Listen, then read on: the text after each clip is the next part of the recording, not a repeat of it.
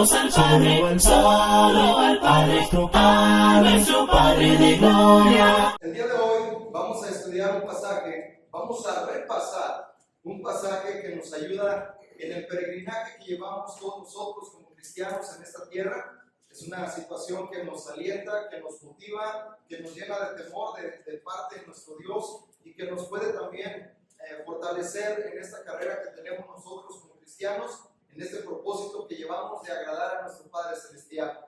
Vamos a repasar este pasaje. El día de hoy vamos a estudiar este mensaje que lo hemos titulado La palabra de Dios es viva y eficaz. Y por supuesto, cuando leemos el título, nuestra mente se nos va a Hebreos capítulo 4, versículos 12 y 13. Y efectivamente, dice así la palabra de nuestro Dios en este pasaje: porque la palabra de Dios es viva y eficaz, y más cortante que toda espada de dos filos, y penetra hasta partir el alma y el espíritu, las coyunturas y los tuétanos, y discierne los pensamientos y las intenciones del corazón.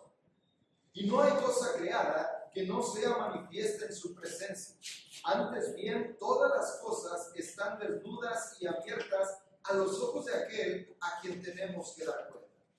Este pasaje es una de las exhortaciones que el escritor dirige a sus destinatarios después de explicar acerca de la importancia que tiene el poder nosotros considerar la oportunidad de entrar en el reposo de nuestro Dios. En los capítulos 3 y 4, el escritor estuvo hablando acerca de esta situación, de cómo el pueblo de Israel tuvo la oportunidad de entrar en el reposo de Dios, de poder entrar en la tierra prometida, pero a causa de la incredulidad, ellos se quedaron postrados en el desierto, porque no creyeron en Dios, no creyeron lo que Dios decía, no tuvieron la fe necesaria que los movía a entrar a la tierra, y por esta razón quedaron postrados en el desierto, a causa de la dureza de su corazón, a causa de la incredulidad, y por supuesto también a causa del desánimo que produjeron aquellos que estuvieron dando un mal informe o que estuvieron desanimando al pueblo.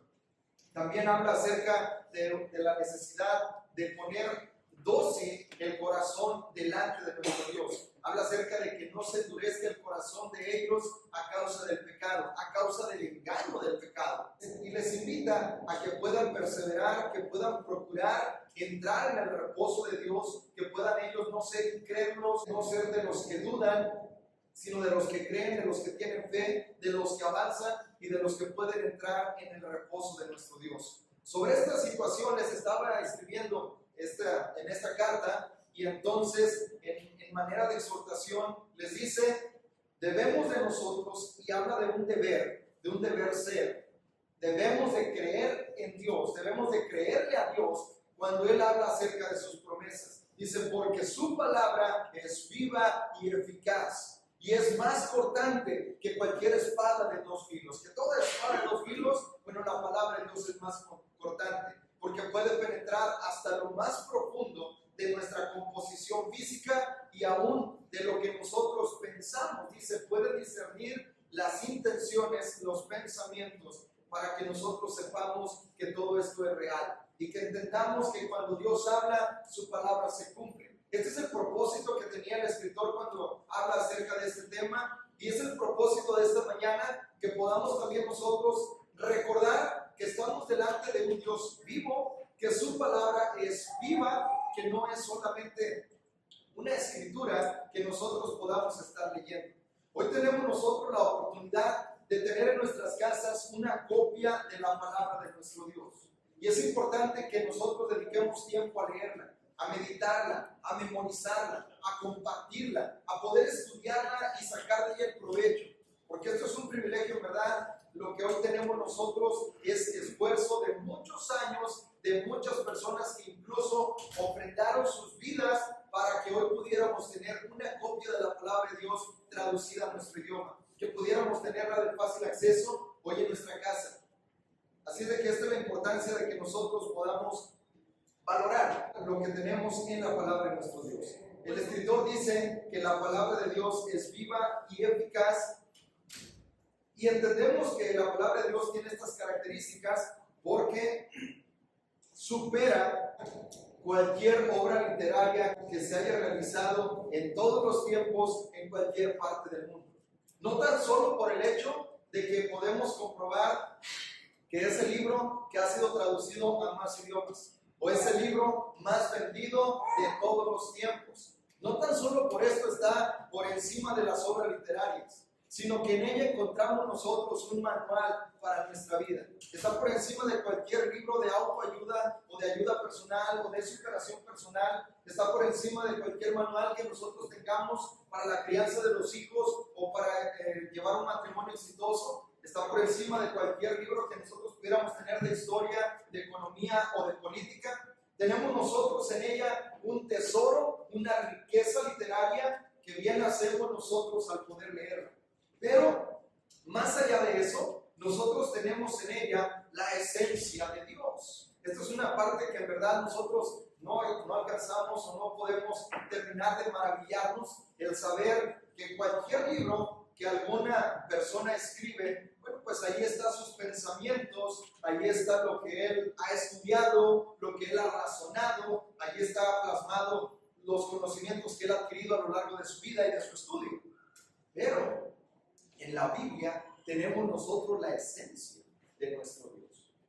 Se nos presenta la Biblia, nosotros le llamamos así Biblia, hablando del conjunto de libros, pero realmente se nos presenta como la palabra de Dios. Es decir, Dios está hablándonos a todos nosotros cuando estamos leyendo la Biblia. Cuando nosotros abrimos sus páginas y comenzamos a leer, de verdad es la voz de Dios que está diciéndonos a nosotros lo que debemos de ser. Hablamos del poder tremendo que tiene la palabra de Dios porque allí encontramos el carácter de Dios. Podemos saber cómo es Dios, podemos entender su voluntad, podemos entender muchas cosas que a simple vista parece una contradicción o parece una locura que un Dios mande matar a tantas personas o que un Dios esté mandando a hacer guerras y tantas otras situaciones cuando la vemos solamente por encimita como si fuera cualquier libro. Pero cuando profundizamos en ella, entonces podemos entender su justicia y podemos entender su amor y podemos entender su benignidad, su paciencia, podemos entender también su ira, podemos entender su juicio, su justicia y bueno, todos estos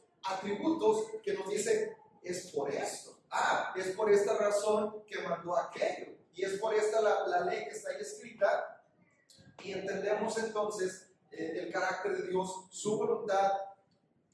Ahí está también su espíritu. Así se presenta la palabra de Dios también como la espada del espíritu, que es la palabra de nuestro Dios. Ahí está el espíritu de nuestro Dios y cuando nosotros la abrimos y la leemos y estamos meditando en ella, es Dios a través de su Espíritu Santo que está hablándonos a nosotros. Encontramos ahí tanta riqueza porque es donde descubrimos realmente lo que nosotros podemos conocer de Dios se encuentra en las Escrituras. Cuando el escritor detalla la palabra de Dios con estos adjetivos, cuando dice la palabra de Dios es viva y eficaz, no solamente está describiendo la Biblia de una forma majestuosa, sino que está hablando acerca de la verdad. Nosotros podemos entender que en la palabra de Dios encontramos la verdad, porque Dios es el que habla allí en la palabra, la voz de Dios está allí y nosotros podemos conocer la Biblia, podemos conocer de la palabra de nuestro Dios, podemos saber que lo que allí está escrito es la verdad para nosotros. Se menciona así que la palabra de Dios es viva y realmente esto tiene mucho sentido. Nuestro Señor Jesucristo, cuando hablaba ya los evangelios, en el Evangelio de Lucas, capítulo 21, versículo 33, este es un pasaje que lo conocemos, lo cantamos, alabamos a Dios por esta grandeza, donde dice, el cielo y la tierra pasarán, pero mis palabras no pasarán. En otro pasaje similar a este decía, es más fácil que pase el cielo y la tierra a que una tilde o una jota de la ley sea sin cumplir. Se tiene que cumplir cada vez. Por eso hablamos de que la palabra de Dios es viva, tiene vida en sí misma. Esta es la realidad. No es un libro, no es solamente letra, no es solamente una lectura buena que podamos tener en nuestra biblioteca, sino que es la palabra de Dios que tiene vida en sí misma y es capaz de dar vida a aquel que la está leyendo. En realidad, este es el poder que tiene la palabra de nuestro Dios, porque es la esencia, dijimos, la esencia de Dios obrando a través de la Escritura. Cuando nosotros también que la palabra de Dios es eficaz. Entendemos que se describe así porque nunca falla. No hay tiempo en que la palabra de Dios nos falle. Todo lo que leemos ahí, podemos nosotros tener la certeza de que va a ser así. La certeza de que eso se ha de cumplir. Cada vez que nosotros leamos algo en las Escrituras, podamos tener la certeza de que es verdad y la certeza también de que si habla algo, es algo que Dios va a cumplir. Porque no es un hombre el autor de este libro. En realidad, dice la palabra de Dios que los hombres que escribieron este libro fueron inspirados por el Espíritu de nuestro Dios. Así de que el autor es nuestro Dios. Y cuando hablamos de que es su voluntad, es su palabra la que está ahí escrita, entonces podemos tener la plena certeza de que se ha de cumplir. Y esto aplica en dos sentidos. Podemos nosotros entender que la palabra de Dios, la palabra que Dios habla, siempre se cumple. No hay una sola vez que nosotros leamos algo en la Escritura y que no se haya cumplido. Es algo sorprendente cuando estamos leyendo sobre la Escritura, muchas cosas que podemos encontrar ahí. Hablamos de profecías sobre pueblos, sobre naciones, hablamos sobre profecías que se hicieron sobre pueblos que ni siquiera todavía se habían fundamentado, y cuando se funda este pueblo, cuando se funda la ciudad, resulta que Dios ya lo había dicho desde antes y se cumple a su debido tiempo.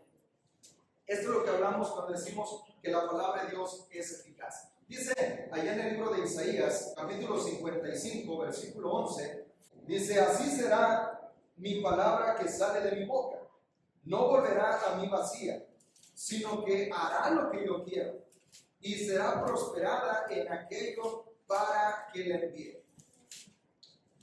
Cuando hablamos de la eficacia de la palabra de Dios, este pasaje lo describe muy bien. Lo describe de esta manera. Dice: de esta manera será la palabra. ¿Cómo? ¿Cómo es? Dice: será como la lluvia que cuando sale o cuando es enviada del cielo, viene sobre la tierra y entonces sirve para que todo aquello que esté aquí en la tierra pueda aprovecharlo. Dice: así será mi palabra, igualmente que la lluvia, sale de mi boca y no volverá a mí vacía, sino que hará lo que yo quiero. Y esto lo podemos ver desde el principio. En la creación, cuando dice ahí, en el principio creó Dios los cielos y la tierra. Y la tierra estaba desordenada y vacía. Y entonces dijo Dios: sea la luz. Y fue la luz. Su palabra es algo que se obedece. Y lo podemos ver a lo largo de todos los 6 días donde Dios estuvo creando. Dijo Dios y dijo Dios y dijo Dios. Y con su poder, con el poder de su palabra, fueron hechos todas las cosas. Y lo podemos ver en el Nuevo Testamento también, cuando nuestro Señor Jesucristo dice: quiero, sé limpio. Y tan solo con su palabra las cosas se realizaban. Cuando Él hablaba, las cosas se hacían. De tal manera que aún los discípulos se sorprendían cuando le dijo al viento: calla, enmudece. Y entonces dice que se hizo una gran bonanza después de tener una tempestad. Cuando encontramos ahí de veras este poder, nuestro Dios dice: no volverá la palabra a mí vacía, sino que hará lo que yo quiero y será prosperada para aquello en lo que yo la envío. Es la voluntad de Dios. Esto es lo que nosotros tenemos. Podemos nosotros leer en las Escrituras, podemos estar allí teniendo este consejo de parte de nuestro Dios, y podemos entonces tener la plena seguridad de que cuando leemos algo, Dios lo va a cumplir. Cuando Dios habla, cada vez que está hablando siempre se cumple. Y esto, bueno, pues dijimos, esto es en dos sentidos. Puede ser que hable Dios acerca de una sentencia y pueda la sentencia ser buena, o también puede ser una sentencia negativa. Y esto es algo que nos debe de estar ocupando en nuestra vida espiritual. La palabra de Dios es la sentencia del divino juez que siempre se ejecuta en cada vez que emite su palabra. Por ejemplo, cuando le dijo Dios a Adán, cuando lo forma y lo pone en el huerto de Edén, y le dice: de todo árbol será para tu alimento, pero del árbol que está en medio del huerto no comerás de él, porque el día que de él comas, ciertamente morirás. ¿Y qué sucedió? Eva, de alguna manera, seducida por la serpiente, no le creyó a Dios, decidió no creerle a Dios, y sufrió las consecuencias. Ella, viendo que no sucedía nada y que de alguna manera la serpiente tenía cierta parte de verdad, entonces va y le da a su marido, come como ella, y los dos sufren las consecuencias de no creer a Dios. Su palabra se cree, su palabra se obedece. Esto es lo único que nosotros tenemos para hacer. En esta situación, bueno, pues ellos decidieron no creer a Dios, pagan las consecuencias. Lo mismo sucede cuando Dios le dice a Noé: he aquí, traigo un gran diluvio sobre la tierra, hazte un arca de madera de goma. La vas a hacer de tales por cuales medidas, vas a hacerlo de esta forma y vas a meter ahí los animales que yo te diga, y se cumplió. Parecía muy largo el tiempo, parecía que no sucedía nada, parecía que de alguna manera estaba ahí la situación que no se iba a cumplir. Seguramente fue objeto de muchas burlas. Noé dice: cuando Dios planeó en el día, en el mes y en el año que Dios lo había planeado, entonces le dijo a Noé: entra en el arca tú y tu familia, y Dios cierra la puerta. Cada vez que Dios habla, se va a cumplir su palabra. Esto lo podemos ver en la historia pasada. Podemos darnos cuenta de que esto es así. Por lo tanto, debemos de tomar muy en serio lo que dice la palabra de nuestro Dios. No es solamente un libro, no es solamente palabras que estamos allí leyendo, sino que esto es totalmente cierto. Si se cumplió cuando Dios le dijo a Noé, y cuando Dios le dijo a Adán, y cuando Dios le dijo a los reyes, y cuando Dios habló a su pueblo, y todo el tiempo se cumplió la palabra de Dios, entonces, ¿qué nos hace pensar que esto no se va a cumplir? Lo que hoy estamos leyendo. Dice, por ejemplo, Marcos, capítulo 16, versículo 15 y 16, nos manda a predicar el evangelio a toda criatura, y dice: el que crea y sea bautizado será salvo. Esa es la palabra de Dios, y eso es lo que Dios está mandando. Todo aquel que crea y se bautice alcanza la salvación. Eso es lo que Dios está hablando, y no tiene por qué decir algo que no es verdad. Y también lo siguiente es cierto: si bien la bendición está para aquel que obedezca el evangelio, aquel que decida obedecer o aceptar, en este caso, el regalo de nuestro Señor Jesucristo a través del bautismo, alcanzar el perdón de sus pecados, y esto es verdad, entonces lo otro también es cierto. Dice ahí mismo, Marcos 16, y el que no creyere será condenado. Y en eso tampoco tiene por qué nosotros dudar. No tenemos por qué estar pensando que no va a ser así. Si de alguna manera entendemos que esto es verdad, que el que crea y se bautice alcanza la salvación, entonces el que no crea, el que decida no me interesa, el que diga más adelante no le alcanza el tiempo, entonces de la misma manera se va a cumplir, y esta palabra está, dice ahí, para la eternidad.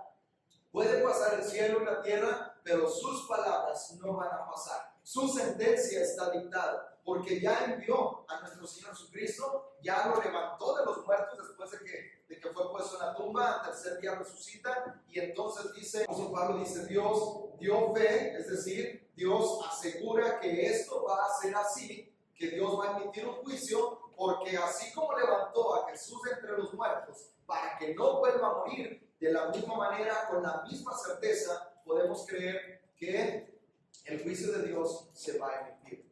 Dios va a juzgar un día por medio de aquel varón a quien levantó de entre los muertos.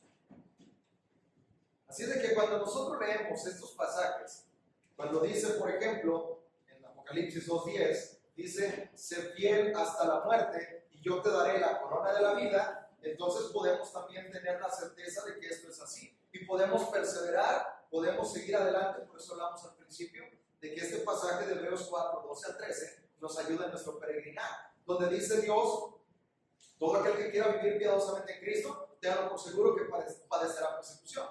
Donde dice ahí, cualquiera que haya dejado padre, madre, tierras, esposa, hijos, cualquier cosa por causa de mí, recibirá 100 veces en esta vida y la vida eterna. Y esto es así. Lo mismo sucede con allá Juan capítulo 14, donde dice, no se turbe su corazón, si creen en Dios, crean también en mí, en la casa de mi Padre hay muchas moradas, y voy pues a preparar morada para ustedes, y vengo otra vez para tomarlos, para que donde yo estoy, ustedes también estén.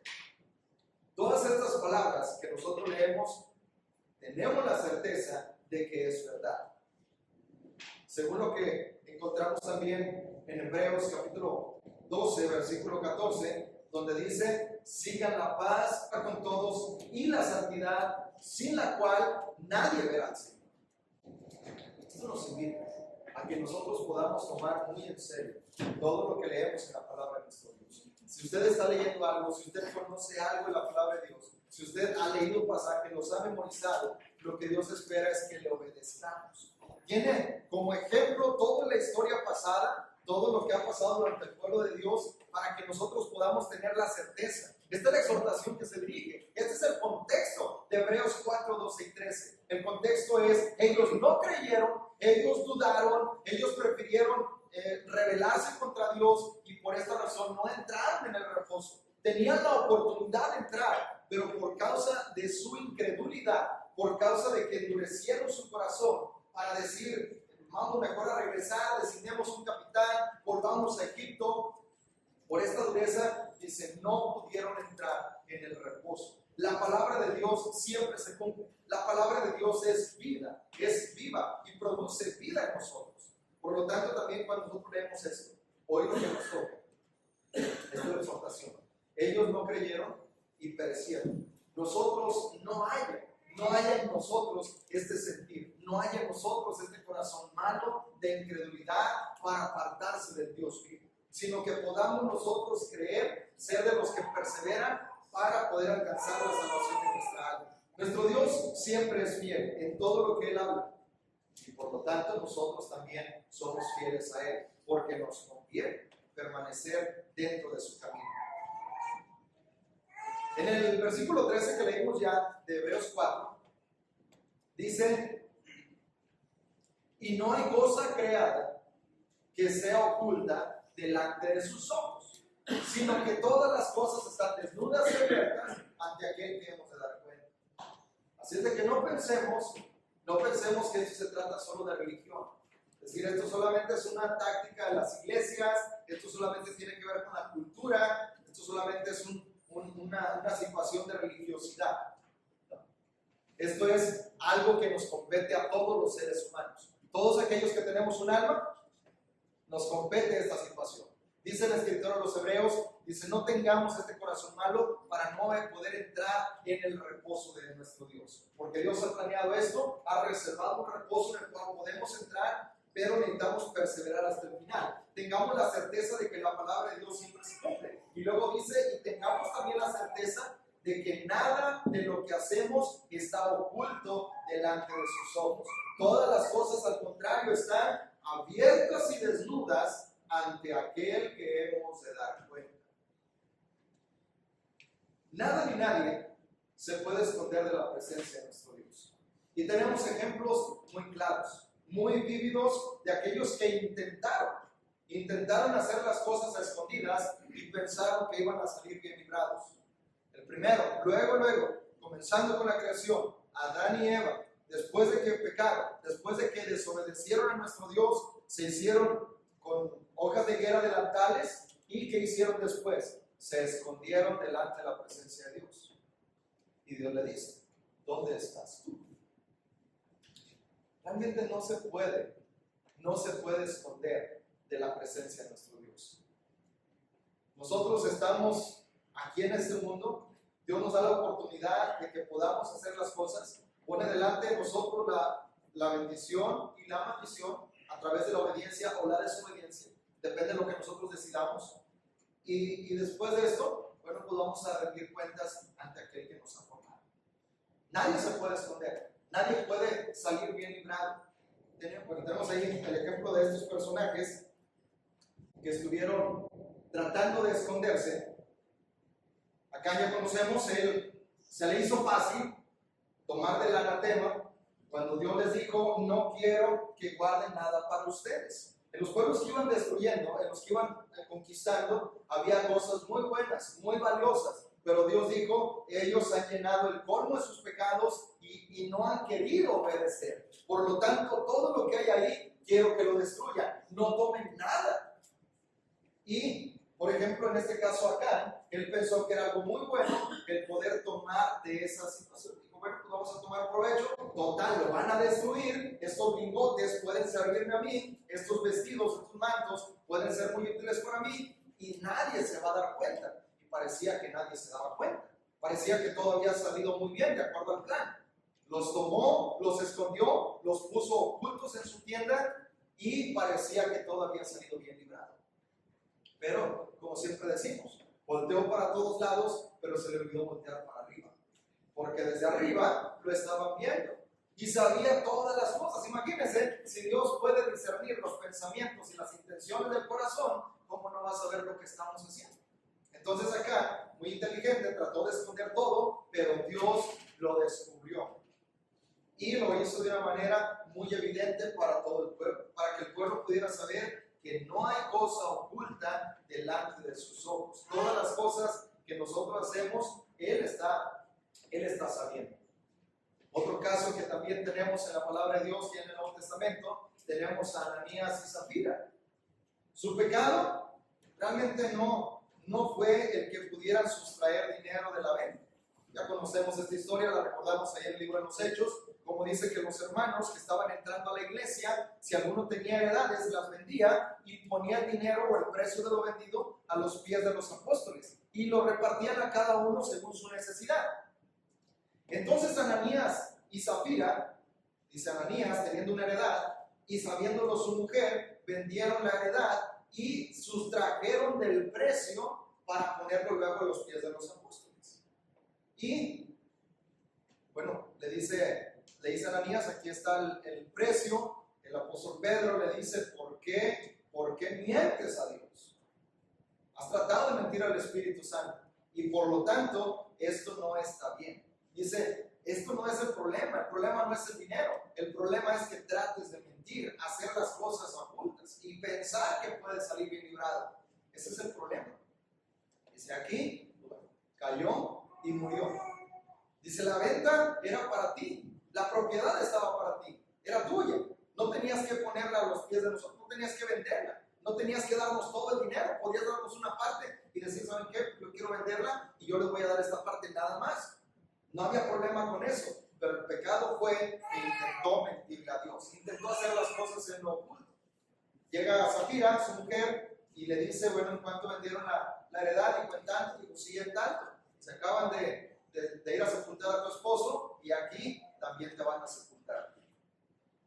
Y tenemos muchos casos de personajes que intentaron hacer las cosas en oculto, intentaron encubrir su pecado. Tenemos a David, tenemos nosotros a los ancianos del pueblo de Israel, a los sacerdotes que se ocultaban en el humo que había en el templo y decían, nadie nos ve, y ellos hacían iniquidad, pero Dios lo estaba viendo todo. Y entonces vino el juicio de parte de nuestro Dios.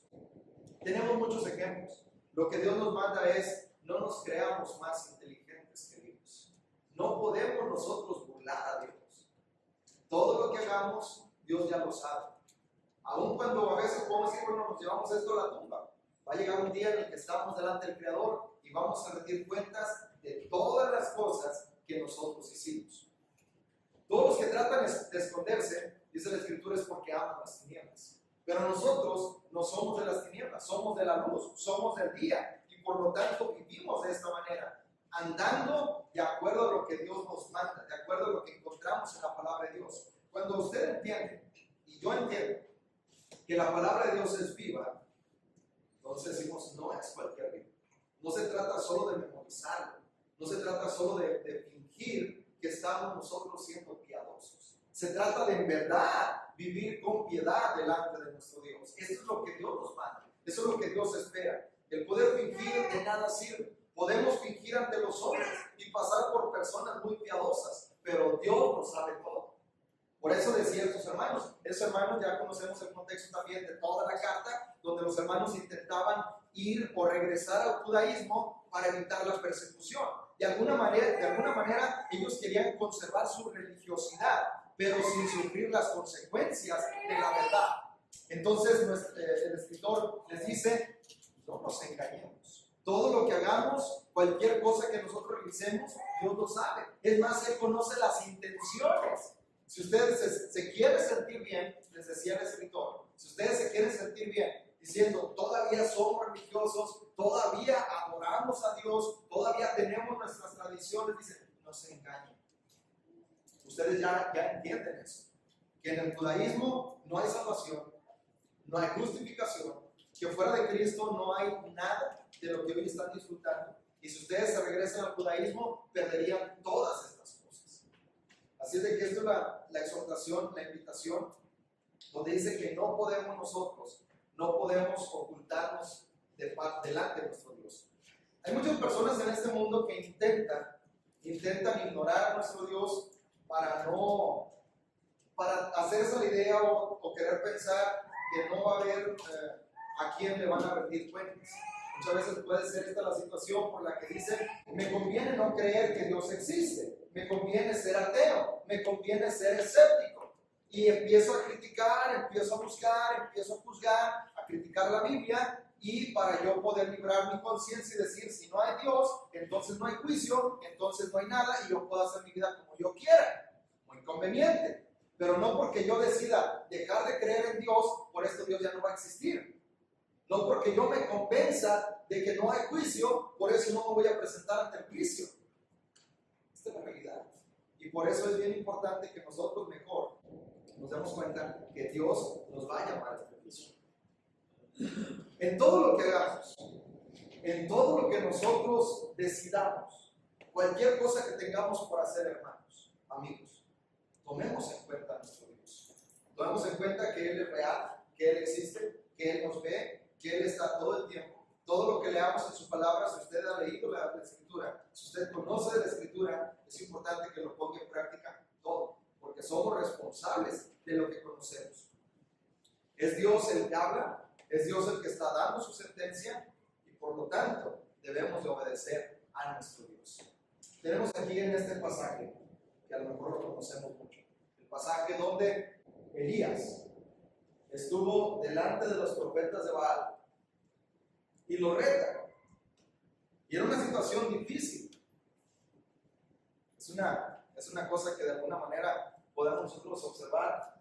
Un profeta que estuvo teniendo la osadía de enfrentarse al rey, de decirle sus verdades, de hablar de su pecado contra el rey Acab, contra Jezabel, que estuvo retando a cientos de profetas que adoraban a Baal, y les dijo, vamos a hacer esta situación. Reunió al pueblo, reunió a los profetas, dice, vamos a preparar el sacrificio y vamos a pedir a nuestros dioses. Ustedes van a pedir a Baal y yo le pido a Jehová de los ejércitos. Y el Dios que responda con fuego, que ese sea Dios. Y ya conocemos la historia. Estuvieron ellos desde la mañana hasta el mediodía, danzando, alabando a Baal, cortándose con lancetas de acuerdo a su costumbre. Y Elías, en tono burlón, les decía, háblenle a Baal, que es Dios. Solamente que a lo mejor está de camino, o a lo mejor no los escucha porque está dormido. Y cuando llegó su turno, dijo, pongan mucha más agua alrededor. Y el agua empapó el sacrificio, empapó el altar, empapó la zanja. Y entonces, Elías dice, respóndese para que el pueblo sepa que tú eres Dios. El pueblo estaba claudicando entre dos pensamientos, creyendo que de repente sí querían tener los beneficios de Dios, pero al mismo tiempo yo creo que resultaba muy atractiva la adoración a Baal, porque durante muchos años no dejaron de adorar en lugares altos. Venían reyes buenos que querían hacer las cosas bien, pero el pueblo decía, no dejamos esos lugares altos, ahí vamos a seguir adorando a Baal. Seguramente era muy atractiva la adoración a Baal. Pero entonces, hay una diferencia bien grande entre creerle a Dios y creer en Dios. Usted puede decir, yo creo en Dios, pero creerle a Dios, esto fue lo que hizo Elías. Él creía a Dios. Él decidió, cuando le dijo, Rey Acab, Jehová de los ejércitos, en cuya presencia estoy, me manda a decirte que no va a haber lluvia ni rocío, sino por mi palabra. Era una cosa muy osada. Pero él creía a Dios. No solo creía en Dios.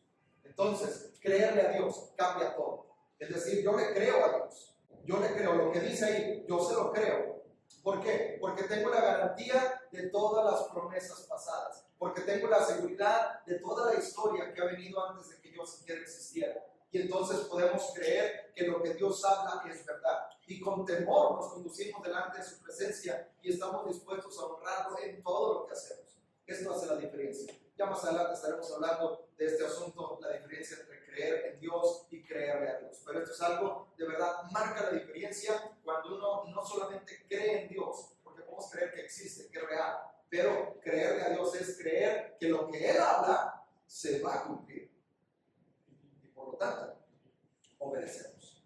Adoremos al Padre, solo al Padre, a nuestro Padre de gloria. Adoremos al Padre, solo al Padre, a nuestro Padre de amor.